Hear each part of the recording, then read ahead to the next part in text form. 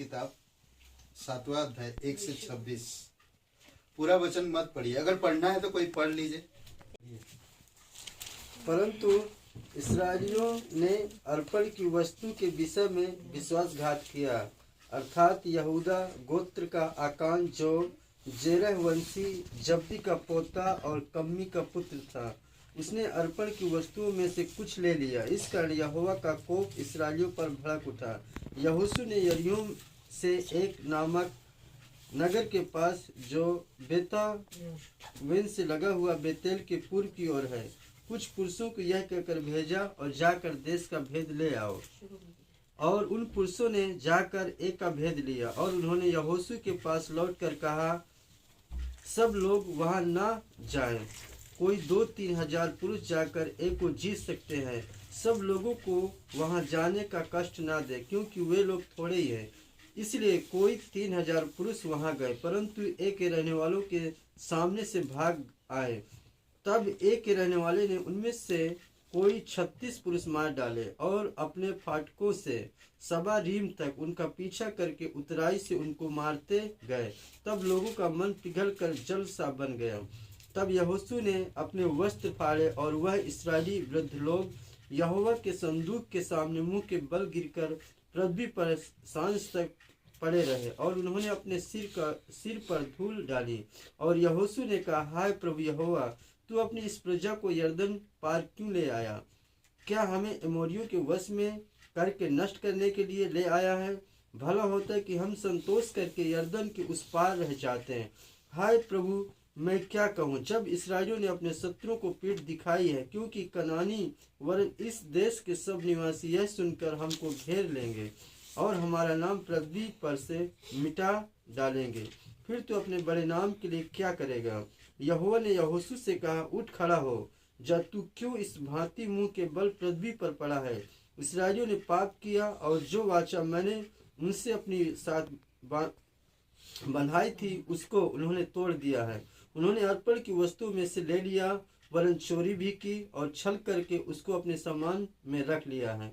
इस कारण इस्राएली अपने शत्रुओं के सामने खड़े नहीं रह सकते। वे अपने शत्रुओं को पीठ दिखाते हैं, इसलिए कि वे आप अर्पण की वस्तु बन गए हैं। और यदि तुम अपने मध्य में से अर्पण की वस्तु का सत्यानाश न कर डालोगे, तो मैं आगे को तुम्हारे संग नहीं रहूंगा। उठ, प्रजा के लोगों को पवित्र कर, उनसे कह सवेरे तक अपने अपने को पवित्र कर रखो, क्योंकि इस्राएलियों का परमेश्वर यहोवा यह कहता है कि हे इस्राएल, तेरे मध्य में अर्पण की वस्तु है, इसलिए जब तक तू अर्पण की वस्तु को अपने मध्य में से दूर न करे, तब तक तू अपने शत्रुओं के सामने खड़ा न रह सकेगा।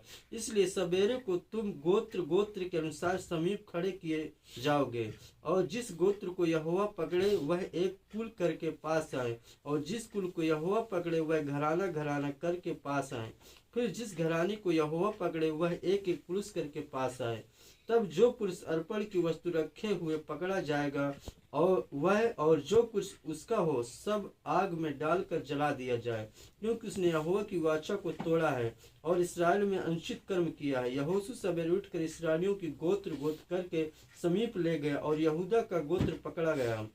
तब उसने यहूदा के परिवार को समीप किया और जेरह वंशियों को कुल पकड़ा गया, और जेरह वंशियों के घरानों के एक एक पुरुष को समीप लाया और जब्दी पकड़ा गया। तब उसने उसके घराने के एक एक पुरुष को समीप खड़ा किया, और यहूदा गोत्र का आकान जो जोरह वंशी जब्दी का पोता कम्मी का पुत्र था पकड़ा गया। तब यहोशू आकान से कहने लगा, हे मेरे बेटे, इस्राएल के परमेश्वर यहोवा का आदर कर, उसके आगे अंगीकार कर, और जो कुछ तूने किया है वह मुझको बता दे और मुझसे कुछ मत छिपा। आकान ने यहोशू से उत्तर दिया, सचमुच मैंने इस्राएल के परमेश्वर यहोवा के विरुद्ध पाप किया, और इस प्रकार मैंने किया है कि जब मुझे लूट में सिनार देश का एक सुंदर ओढ़ना और 200 शेकेल चांदी और 50 शेकेल सोने का एक ईंट देख पड़ी, तब मैंने उनका लालच करके उन्हें रख लिया। वे मेरे डेरे के भीतर भूमि में गड़े हैं और सब के नीचे चांदी है। तब यहोशू ने दूत भेजे और वे उस डेरे में दौड़े गए, और क्या देखा कि वे वस्तुएं उसके डेरे में गड़ी हैं और सब के नीचे चांदी है। उन्होंने डेरे में से निकाल कर यहोशू और सब इस्राएलियों के पास लाकर यहोवा के सामने रख दिया। तब सब इसराइलियों समेत यहोशू जेरवंशियों आकान को और उस चांदी और ओढ़ने और सोने की ईंट को, उसके बेटे बेटियों को और उसके बैलों गधों और भेड़ बकरियों को और उसके डेरों को अर्थात जो कुछ उसका था उन सब को आकोर नामक तराई में ले गया। तब यहोशू ने उससे कहा, तूने हमें क्यों कष्ट दिया है? आज के दिन यहोवा तुझी को कष्ट देगा। तब सब इसराइलियों ने उस पर पथराव किया और उनको आग में डालकर जलाया और उनके ऊपर पत्थर डाल दिया और उन्होंने उसके ऊपर पत्थरों का बड़ा ढेर लगा दिया जो आज तक बना है। तब यहोवा का भड़का हुआ कोप शांत हो गया। इस कारण इस स्थान का नाम आज तक आकोर तराई पड़ा है। आमीन। ठीक है, तो पाप को खोज निकालो, पूरा पढ़े हम लोग। ये आकान की कहानी है। इजराइल का एक सदस्य, आज कलीसिया में भी कई सदस्य होते हैं, सदस्यता ना, और बॉडी ऑफ क्राइस्ट बोलते हैं उसको, मसीह का देह। हम सब मिलकर मसीह का देह बनते हैं। तो इजराइल के लोगों में भी आकान बोल के एक व्यक्ति था, और लड़ाई के वक्त ये लोग कुछ सोना चांदी उसको मिला किसी की जगह पर, तो उसको लालच आया और वो गाड़ के रख दिया, छुपा के रख दिया।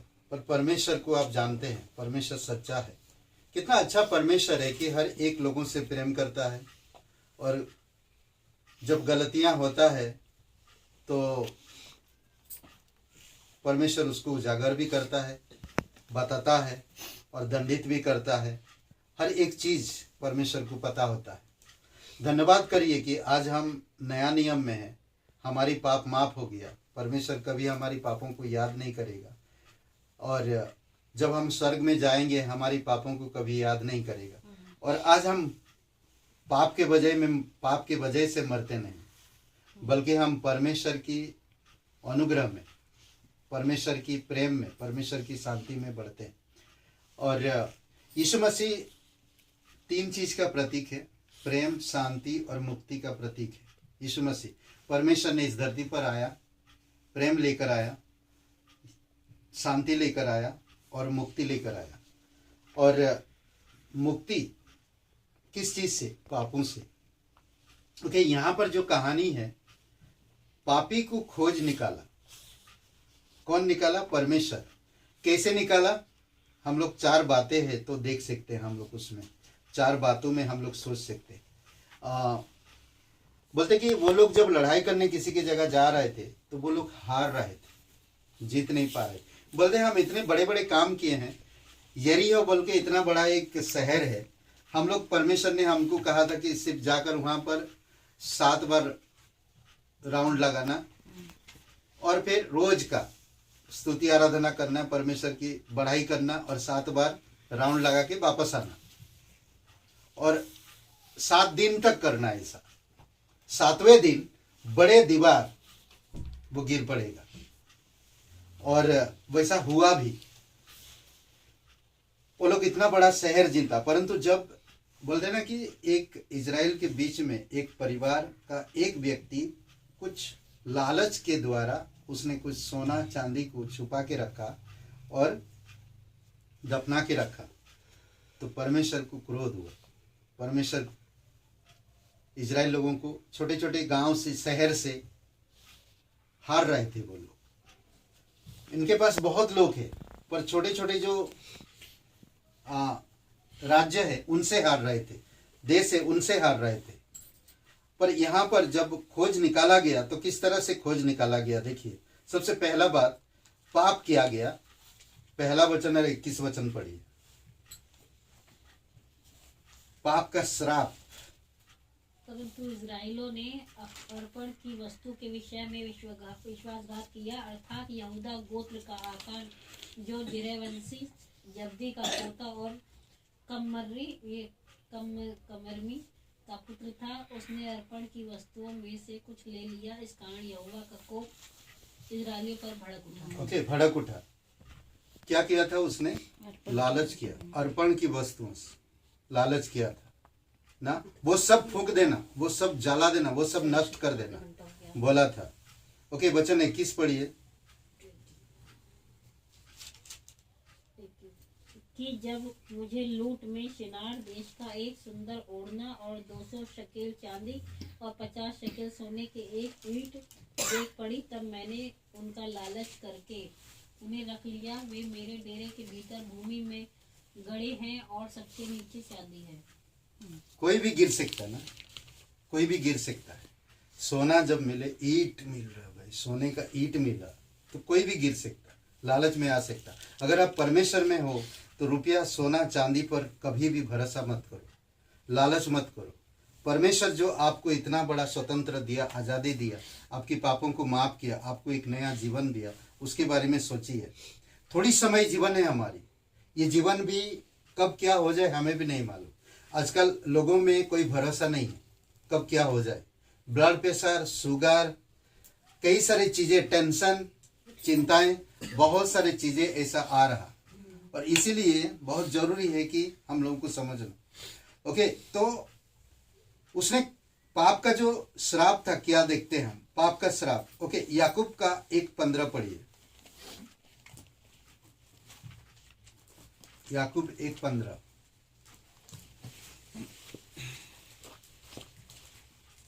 पूरी तरह से अकान पर हावी हो गया था पाप। उसने जो लालच किया, परमेश्वर का क्रोध आ गया था। इजराइल लोग हार रहे थे, जीत नहीं पा रहे थे, छोटी छोटी झुंड से हार रहे थे।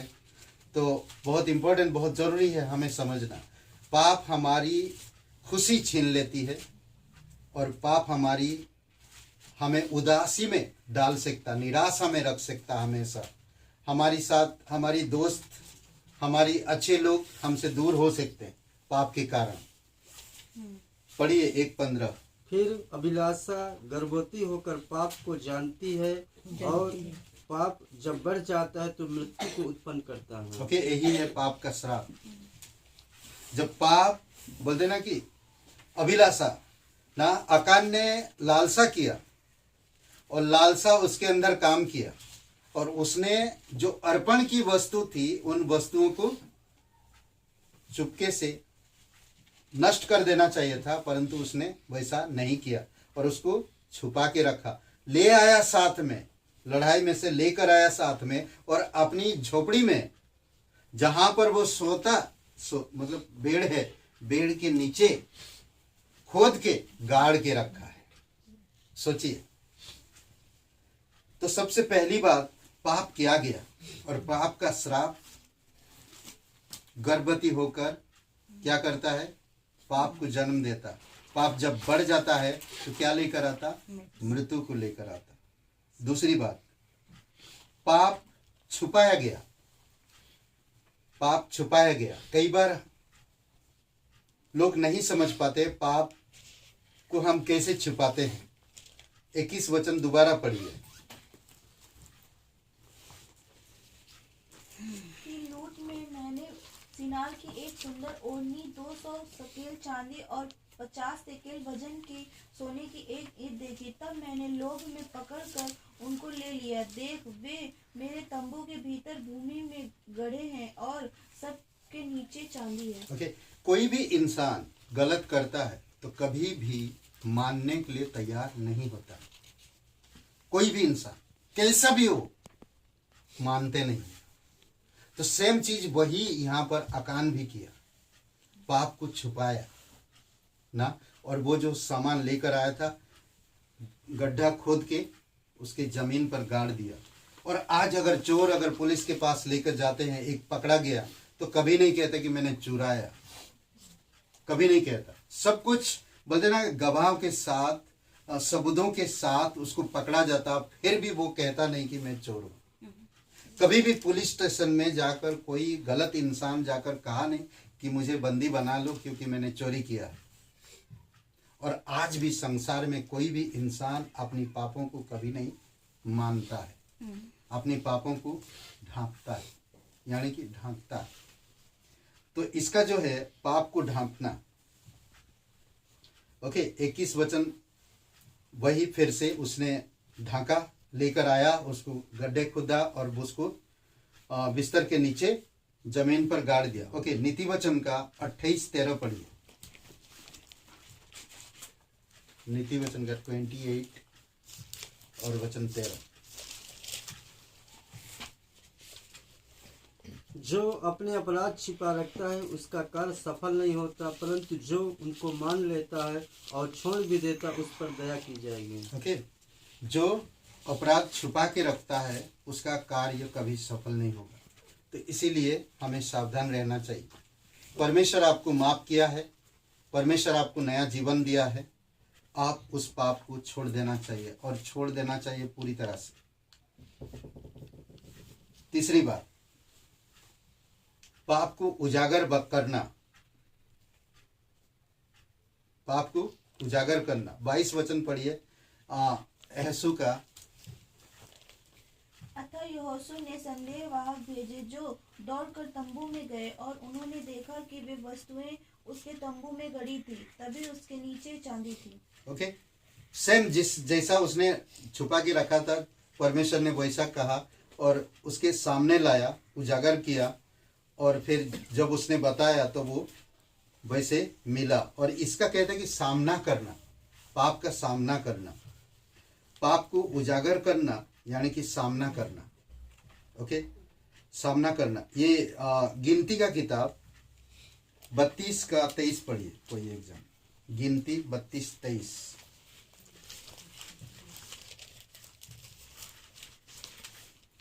और यदि तुम ऐसा ना करो तो यहोवा के विरुद्ध पापी ठहरोगे और जान रखोगे कि तुमको तुम्हारा पाप लगेगा। 23 वचन पढ़े। Yes sir. 27 वचन में क्या लिखा है?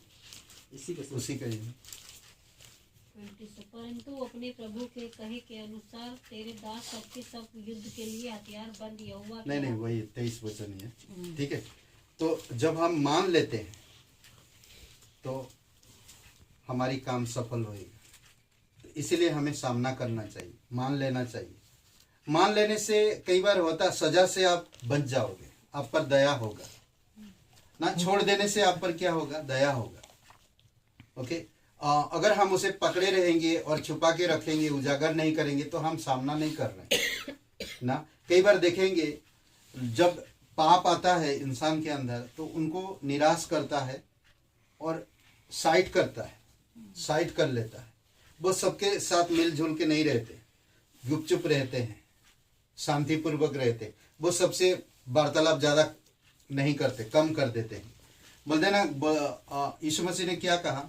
जब तेरे आंख में तिलका है तो दूसरों को तू कैसे कह सकता है ना, तू निकाल बोल के। तेरे भाई को तू कैसे कह सकता है कि निकाल? पहले तेरे आंख के तिलके को निकाल ले, तभी तो तेरे भाई को कह सकता है कि मैं तेरे आंख के भी तिलके को निकाल देता हूँ ना, तिनका को। समझ रहे? इसीलिए बहुत जरूरी है हमें उजागर करना, सामना करना। ओके, पाप का प्रतिफल, वचन 25 पढ़िए यहोशू का। पाप का प्रतिफल। तब यहोशू ने उससे कहा, तूने हमें क्यों कष्ट दिया है? आज के दिन यहोवा तुझी को कष्ट देगा। तब सब इसराइलियों ने उस पर पथराव किया और उनको आग में डालकर जलाया और उनके ऊपर पत्थर डाल दिए। पाप का प्रतिफल निंदा। आप अगर पाप किए हैं तो आपको निंदा सहना पड़ेगा। समझ रहे हैं? तो ये बहुत जरूरी है। गलत जो करता है, गलत का प्रतिफल निंदा, अपमान और नकारा जाता वो इंसान ना। कारावास में जो इंसान को फैसला हो जाता है कोर्ट के द्वारा, तो उसको कारावास में रखा जाता है, एकांत में। और जब वो कारावास से बाहर आता है तब भी उसको कोई प्यार ज़्यादा नहीं करते। तो इसीलिए बहुत इम्पोर्टेंट, बहुत ज़रूरी है कि हमें समझना। 2 चोर जानते हैं क्रूस पर ना थे, उनमें से एक मान लिया की सजा हम भोग रहे हैं, अपनी गलती की सजा हम भोग रहे हैं, पर यीशु तो निर्दोष है, वो भी हमारी तरह सजा भोग रहा। एक ने कहा कि हे यीशु, जब तेरे राज्य आएगा मुझे याद करना। तो यीशु उससे प्रतिज्ञा किया, तू आज ही मेरे साथ स्वर्गलोक में होगा। और स्वर्गलोक शांति, प्रेम, आनंद और कोई धोखा नहीं वहां पर। निंदा करना। कुलुसियों का 3 अध्याय वचन 6 पढ़िए। कुलुसियों का 3 अध्याय वचन 6।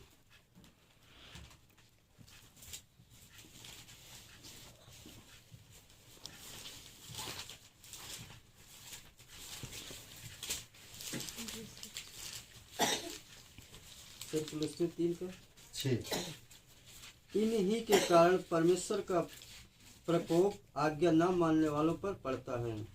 ओके, परमेश्वर का क्रोध प्रकोप कैसे आता है? आज्ञा ना मानने के कारण। पाप का प्रतिफल आज्ञा ना मानने का कारण। समझ रहे? कैसे प्रतिफल मिला? आदम और हवा को आज्ञा को तोड़ा उन्होंने, आज्ञा ना माना, तो प्रतिफल क्या मिला? खून पसीना बहाओगे तभी तुम रोटी खा पाओगे। समझ रहे? तो इसीलिए जो हम एक विश्वासी है के आधार पर जीवन जिए, पाप के आधार पर नहीं, क्योंकि पाप की मजदूरी यीशु मसीह क्रूस पर भर दिया है। आपको मुझे भरने की जरूरत नहीं। यीशु मसीह पर विश्वास करने से हमारी पाप की मजदूरी हमसे हट जाती। पाप की मजदूरी क्या है? मृत्यु है। वो मृत्यु हमसे हट गया है। सोचिए, हमारी पाप माफ हो गई है, हमें नया जीवन में परमेश्वर के साथ हमारा मेल मिलाप हो गया। परमेश्वर से आज हम अगर लालसा गर्भवती हो सकता है और पाप को जन्मा सकता है और फिर पाप मृत्यु को ला से आप और मैं मृत्यु से जीत कर जीवन में प्रवेश, तो हम कैसे ना उसी प्रकार उसका उल्टा करें। परमेश्वर पर हम विश्वास जब करते हैं, विश्वास गर्भवती होकर हमें परमेश्वर की गर्भवती होकर मृत्यु को हराता है और मृत्यु से हम परमेश्वर की सिंहासन के पास पहुंचते हैं। सोचिए थोड़ी समय के लिए, अद्भुत है ये परमेश्वर। इसीलिए प्रभु यीशु मसीह ये जो क्रिसमस हम ये जो घर घर आज मिल रहे हैं, क्यों? यीशु मसीह उसका कारण है। और यीशु ने हमारी पापों को उजागर किया, हम एक पापी इंसान बताया और तुम्हारी पाप से तुम पश्चाताप करो और एक दिन हम स्वर्ग आएंगे। अकान लालच में, आज संसार के लोग लालच में डूबे हैं। हमें लालच में नहीं रहना, हमें परमेश्वर की अनुग्रह को समझना और परमेश्वर हमें सुरक्षित रखेगा।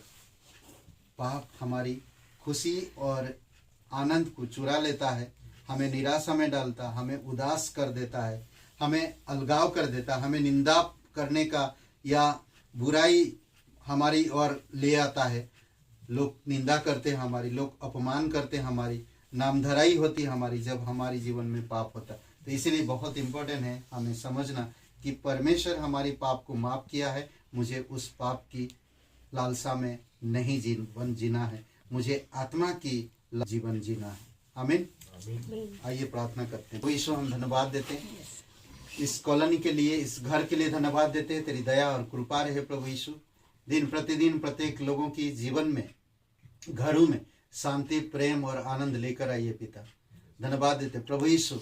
हमारी बजट में हो, 2 जगह पे देखें, 2 हॉल देखें प्रभु यीशु मसीह, बजट में हो प्रभु आप सहाय। प्रत्येक लोगों को अगुवाई करो पिता, रेजा हो सके ताकि खाने की कवर कर सके। आपकी हम आप पर भरोसा, आप पर विश्वास रख और हमारे हृदय को भी खोल पिता, दे सके तेरे राज्य के लिए और सब में लोगों को भी बुला सके प्रभु यीशु। सुने नहीं जो लोग कभी जाना को हम ले आ सके करो पिता।